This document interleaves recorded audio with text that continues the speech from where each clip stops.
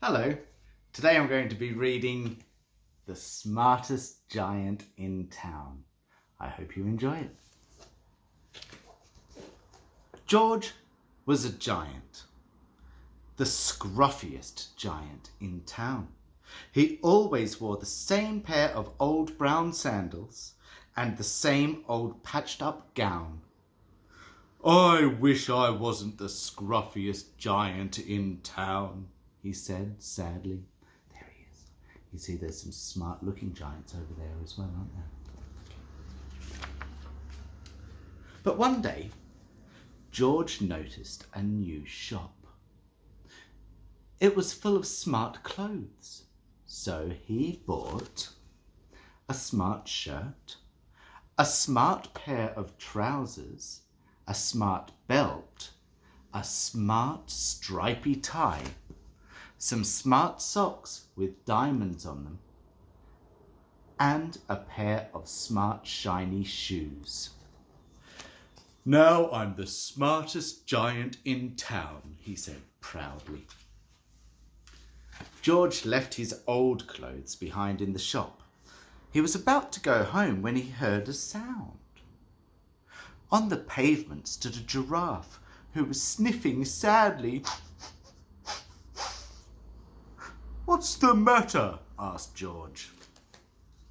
"It's my neck," said the giraffe. "It's so very long and so very cold. I wish I had a nice warm scarf."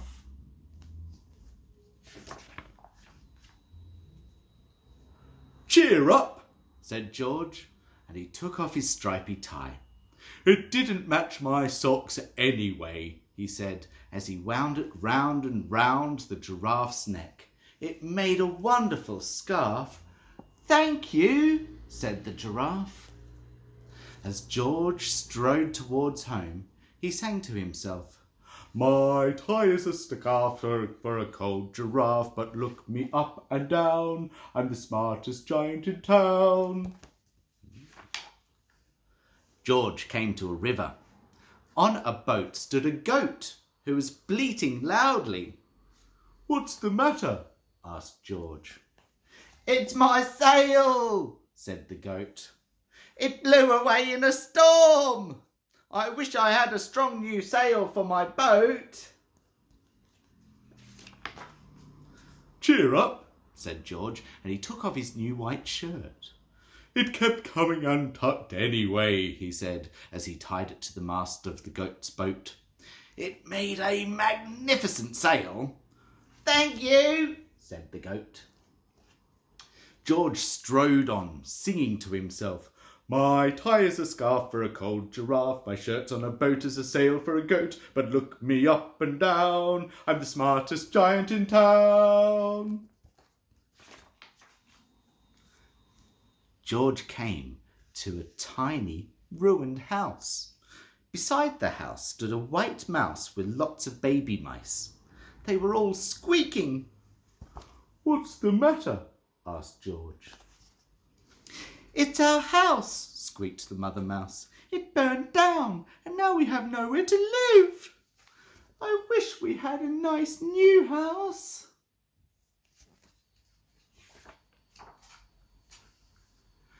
"Cheer up," said George, and he took off one of his shiny shoes. "It was giving me blisters anyway," he said, as the mouse and her babies scrambled inside. The shoe made a perfect home for them. "Thank you," they squeaked. George had to hop along now, but he didn't mind. And as he hopped, he sang to himself, "My tie is a scarf for a cold giraffe, my shirt's on a boat as a sail for a goat, my shoe is a house for a little white mouse, but look me up and down, I'm the smartest giant in town." George came to a campsite. Beside a tent stood a fox who was crying. "What's the matter?" asked George.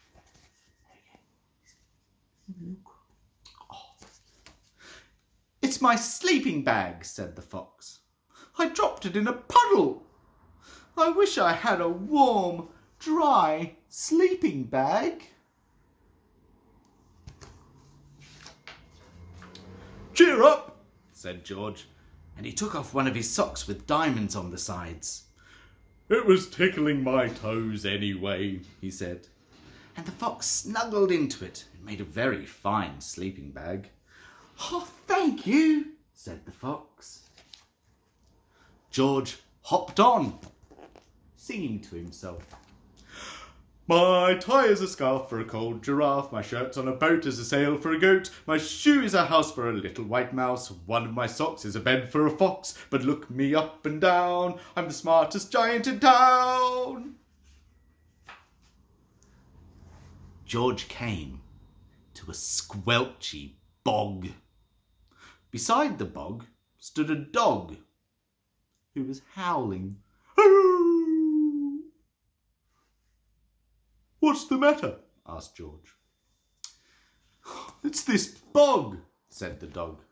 I need to get across, but I keep getting stuck in the mud. I wish there was a safe, dry path.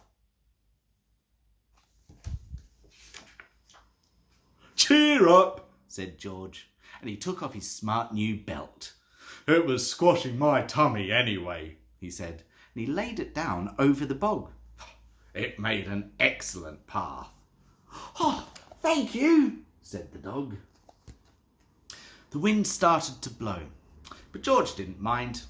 He hopped on, singing to himself.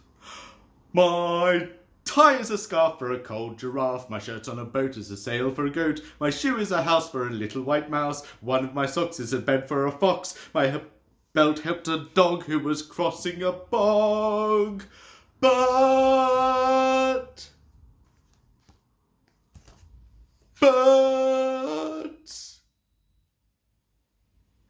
my trousers are falling down. I'm the coldest giant in town. Suddenly, George felt very sad and shivery and not at all smart. He stood on one foot, and he thought, I'll have to go back to the shop and buy some more clothes, he decided. He turned round and hopped all the way back to the shop.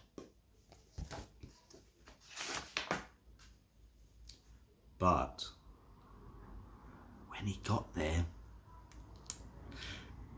it was closed. Oh, no, cried George. He sank down onto the doorstep, and a tear ran down his nose. He felt as sad as all the animals he had met on his way home. Then, out of the corner of his eye, he saw a bag with something familiar poking out of the top. George got a closer look.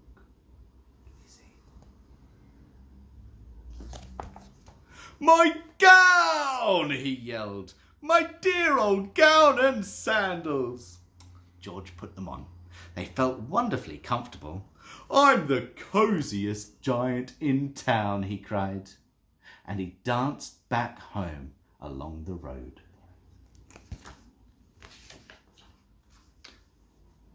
Outside his front door stood all the animals he had helped. They were carrying an enormous present. Come on, George, they said. Open it. George untied the ribbon. Inside was a beautiful gold paper crown and a card. Oh, there it is, look at that. Look inside the card, George, said the animals. George put the crown on his head and opened the card. And inside it said, your tie is a scarf for a cold giraffe. Your shirt's on a boat as a sail for a goat. Your shoe is a house for a little white mouse. One of your socks is a bed for a fox. Your belt helped a dog who was crossing a bog. So here is a very fine crown to go with the sandals and gown of the kindest giant in town. Oh, isn't that nice? That's the end of the story. See, it's good to be kind, isn't it? So be kind, kids. Keep washing your hands.